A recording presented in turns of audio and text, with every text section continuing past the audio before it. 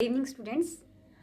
जैसा कि हमने पिछली वीडियो में देखा था कि हमने एनसीईआरटी का फर्स्ट चैप्टर यानी फर्स्ट पोयम वह चिड़िया जो पढ़ी, और उसके बाद अब हमारा वसंत का सेकंड चैप्टर 6th क्लास का ही बचपन वो हम पढ़ने जा रहे हैं। तो हम आइए उसमें देखते हैं कि क्या क्या है उसमें। और बचपन से आपको पता लग चुका होगा कि बचपन के बारे में हम क्या क्या पढ़ेंगे। जैसे कि आपका बचपन है, आप कैसे हो, शरारती हो, बहुत ज़्यादा खुरापाती। वैसे ही जो बचपन की कहानी हम कृष्णा सोबती जी की पढ़ेंगे, वो हम आज इस चैप्टर में समझेंगे कि उन्होंने अपने बचपन में क्या क्या किया और उन्हें क्या क्या करना पड़ता था, और उनके बचपन में और हमारे बचपन में क्या अंतर है। तो लेट्स स्टार्ट। ओके, तो हम स्टार्ट करते हैं सेकंड चैप्टर बचपन। तो मैं आपको इसके कुछ हेडिंग्स बता दूंगी, मेरे पास अभी बुक है वसंत की, तो मैं इसके कुछ हेडिंग्स आपको मेन जो पॉइंट्स है वो बता दूंगी। जैसे कि मैं तुम्हें अपने बचपन की ओर ले जाऊंगी, ये कृष्णा सोबती कहती हैं, जो इसकी लेखिका हैं चैप्टर की, सेकंड चैप्टर बचपन की। वो कहती है मैं तुम्हें अपने बचपन की ओर ले जाती हूँ, और वो कहती हैं कि मैं तुमसे इतनी बड़ी हूँ जैसे कि तुम्हारी दादी, नानी, चाची या बड़ी मौसी या बुआ भी कह सकते हो। और वो बताती हैं कि वो अपने अब उम्र में सयाना महसूस करती हैं। क्यों?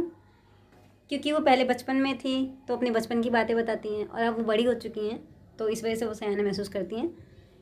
और आगे वो बताती हैं कि वो अपने बचपन में पहले फ्रॉक, फिर निक्कर, वॉकर, स्कॉट, लहंगे, गरारे और अब चूड़ीदारी और घेरदार कुर्ते वो पहनते थे पहले। बचपन की कुछ फ्रॉक तो मुझे अब तक याद हैं, हल्की नीली और पीली धारी वाली फ्रॉक। ये आपको भी याद होगा कि हम बचपन में कैसे हैं, हम फ्रॉक पहनते हैं, हमें फ्रॉक पसंद है, हमें कुछ चमक धमक वाली चीज़ें पसंद हैं, हमें चमकीले कलर पसंद होते हैं बचपन में।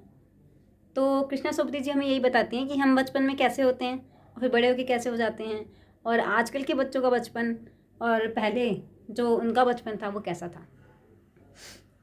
उन दिनों फ्रॉक के ऊपर की जेब में रुमाल होता था। आपको पता है कि हमारी जो मदर्स हुआ करती थी वो हमें यहाँ टैग कर देती थी रुमाल फ्रॉक के ऊपर, पिन से अटैच कर देती थी, ताकि हमें कोई भी उसकी ज़रूरत पड़े तो हम उसका यूज़ कर सकें। और बालों में इतराते रंग बिरंगे हमारे रिबन्स होते थे या हेयर बैंड्स होते थे। लेमन कलर वाले बड़े प्लेटों वाला गरम फ्रॉक जिसके नीचे फर टंगी होती थी, हम फर टंगी रहती थी उसके ऊपर, हम वो पहनते थे। और आगे वो बताते हैं कि एक चॉकलेट रंग का अंदर की कोटी प्याजी, दूसरा ग्रे और उसके साथ सफ़ेद कोटी। मतलब कि वो बता रही हैं हमें इतने कलर्स क्यों बता रही हैं हमें, क्योंकि हम बचपन में जब होते हैं तो हम कलर्स बहुत डिफरेंट तरीके से हम पहनते हैं, बहुत चमकीले कलर पहनते हैं। जब आप बड़े हो जाते हैं तो फिर आप बहुत लाइट कलर पसंद करते हैं, लेकिन जब हम बचपन में होते हैं तो उस टाइम हमें चमकीले कलर पसंद होते हैं, और उस टाइम हमें ज़्यादा शोर शराबे वाली चीज़ें पसंद होती हैं, ज़्यादा भड़कीली चीज़ पसंद होती है। तो इसके बारे में बताती हैं। इसमें इनका मोस्ट इम्पॉर्टेंट चीज़ ये है कि ये बताते हैं कि हम बच्चे इतवार की सुबह क्या करते थे, मोजे धोते थे, अपने जूते पॉलिश करते थे, जो कि इनके में ये था कि ये नौकर नौकरानियों को धोने के लिए नहीं दे सकते थे। इसके लिए सख्त मना थी कि भाई ये इनका ट्रेडिशन होता होगा या रीति रिवाज होता होगा, जो भी होता होगा। लेकिन ये जो भी इनके जूते जुराब थे, मोजे, पहले मोजे कहते थे, जो भी जुराब अब हम कहते हैं, तो अपने जूते पॉलिश खुद किया करते थे और अपने मोजे खुद धोया करते थे इतवार के दिन, मतलब संडे। जो संडे आपका बहुत मौज मस्ती में जाता है वो इनका ऐसे जाता था। ये बताते हैं कि इनको हर शनिवार को कैस्टर ऑयल पीना पड़ता था, कैस्टर ऑयल, ऑलिव ऑयल पीना पड़ता था। जैसे हमें इस टाइम हमें काढ़ा पीना पड़ता है, वैसे ही इन्हें कैस्टर ऑयल पीना पड़ता था। वो कहती थी कि इसको पीने की कोई ख़ास ज़रूरत नहीं थी, लेकिन फिर भी हमें पीना इसलिए पड़ता था बिकॉज़ आज हमें मम्मी अगर जो हमें काढ़ा देती हैं तो हमें पीना पड़ेगा, इसीलिए इनके लिए ये रूटीन में था। इसलिए कोई ख़ास चेंजेस नहीं थे इनके उसमें स्वास्थ्य में। ये कहते हैं नहीं पीते तब भी चल जाता, लेकिन फिर भी हम पीते थे।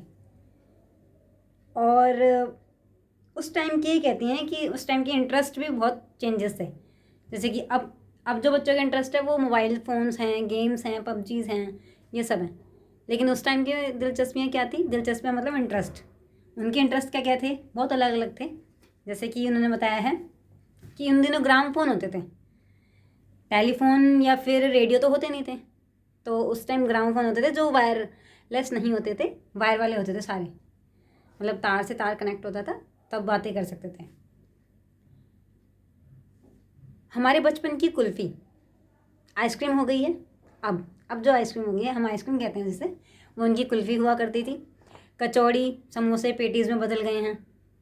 सहतूत और फालसे और खसखस के शरबत कोक पेप्सी में बदल गए हैं। नॉर्मली बात है कि पहले ये सब शरबत पिया करते थे, कोक पिया करते थे, तो ये सब किस में हो गए अब ये, सॉरी, शरबत पिया करते थे और खसखस, शरबत और खसखस पिया करते थे, लेकिन अब क्या हो गया है, ये कोक और पेप्सी बन गई है। तो लेखिका हमें बताती हैं कि हम भाई बहनों की ड्यूटी लगती शिमला मॉल से ब्राउन ब्रेड लाने की। जैसे कि अब क्या होता है, हम छोटे छोटे होते हैं तो हमारे जो कज़न ब्रदर हैं या फिर हमारे जो सगे ब्रदर हैं, उनको भी क्या होता है, उनको मम्मी काम कहती है कि भाई बाहर से जाओ और खाना लेकर आओ या फिर कुछ भी लेकर आओ बाहर से, तो उनकी भी ऐसी ड्यूटी लगा करती थी। ये चीज़ें तो सिमिलर हैं। और वो बताती हैं कि कुछ बच्चे पुड़िया पर तेज़ मसाला रखते, पूरा गिरजा मैदान घूमने तक यह पुड़िया चलती, एक एक चना पापड़ी मुंह में डालने और कदम उठाने में एक खास लय रफ्तार थी। मतलब कि वो बताते थे कि एक साथ चलते थे हम और कदम से कदम मिला के चलते थे, और हम बहुत सारी ऐसी चीज़ें लेके चलते थे जैसे चूरन हो गया, खटाई हो गई, या फिर अनारदाने का चूरन हो गया, ये सब खाते खाते चलते थे। उन्होंने बताया कि घोड़ों की सवारी करना उन्हें बहुत पसंद था। उन्हें कभी ना कभी मौका मिल ही जाता था कि हाँ घोड़े की सवारी करें। वो बताते हैं कि हम जाने क्यों घोड़ों को कुछ कमतर करके समझते थे, उन पर हंसते थे।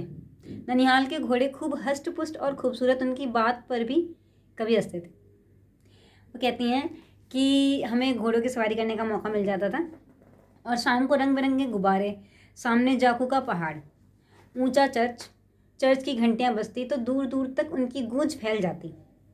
लगता इसके संगीत से प्रभु ईश्वर स्वयं कुछ कह रहे हैं। तो ये बताना चाहती हैं कि हम पहले बचपन में हम नेचर से कनेक्टेड थे, लेकिन आज हम नेचर से कनेक्टेड ना होकर, आज हम अपनी रियलिस्टिक दुनिया से ना कनेक्टेड होकर हम इमेजिनरी दुनिया में। तो इसलिए लेखिका बताती हैं कृष्णा सोबती जी कि आपके बचपन में और हमारे बचपन में क्या अंतर है। तो पूरे चैप्टर में उन्होंने यही बताया है कि शुरू में चश्मा लगाना बड़ा अटपटा लगा था उन्हें।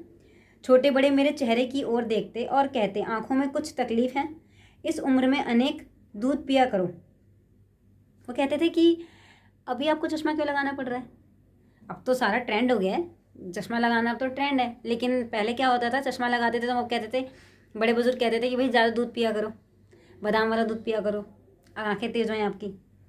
मैं डॉक्टर साहेब का कहा दोहरा देती, कुछ देर पहनूंगी तो अनेक उतर जाएगा।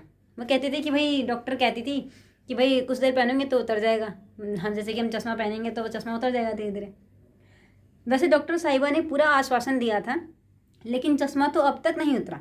वो कहती हैं कि चश्मा नहीं उतरा, लेकिन नंबर बस उसका अदल बदल रहा है। तो लेखिका कृष्णा सोबती जी हमें यही बताती हैं अपने बचपन के बारे में कि मैंने अपने बचपन में बहुत सारी चीज़ें करी हैं जो लेकिन आज के बच्चे नहीं कर रहे हैं। और वो बताती हैं कि उन्हें चश्मा नहीं पसंद था, लेकिन वो चश्मा लगाती थी। उन्हें इतवार के दिन अपने मोजे धोने पड़ते थे, और उन्होंने बहुत सारी शरारतें भी करी, उन्होंने बहुत सारी अपने इंजॉयमेंट करी हैं। वो बताती हैं, मैंने अपने छोटे भाई का टोपा उठाकर सिर पर रखा, कुछ अजीब लगा, अच्छा भी और मजाक किया भी। तो ये सब नोक-झोंक चलती रहती हैं। तो हमने कृष्णा सोबती जी के बचपन के बारे में बहुत सारी लाइन्स पढ़ ली हैं, और जिससे आपको ये समझ में आ गया होगा कि इसके अंदर क्या क्या है और इसके अंदर क्वेश्चन कैसे कैसे आ सकते हैं। जैसे कि इतवार के दिन वो क्या करा करते थे, लेखिका इतवार के दिन क्या किया करती थी, मतलब संडे के दिन तो मोजे धोती थी और जूते पॉलिश करते थे और अपना जो भी उनका काम था वो करते थे। और हो सकता है क्वेश्चन ये भी आए कि लेखिका कौन है बचपन चैप्टर की। तो बचपन चैप्टर की लेखिका कृष्णा सोबती जी हैं। तो आप ये ध्यान रखेंगे, और हम इसमें आगे भी यही देखते रहेंगे कि इसमें हम कितना क्वेश्चन आंसर याद कर सकते हैं और कितना कर सकते हैं इसके अंदर क्वेश्चन आंसर, और कितना आप ऐड कर सकते हैं। नॉर्मली चीज़ें ज़्यादा क्वेश्चन नहीं आते इसके, ओनली लेखिका के बारे में आता है, और ये पूछ लिया जाता है पेपर में कि संडे के दिन लेखिका क्या करती थी। ओके, तो मिलते हैं हम नेक्स्ट वीडियो में। Thank you so much.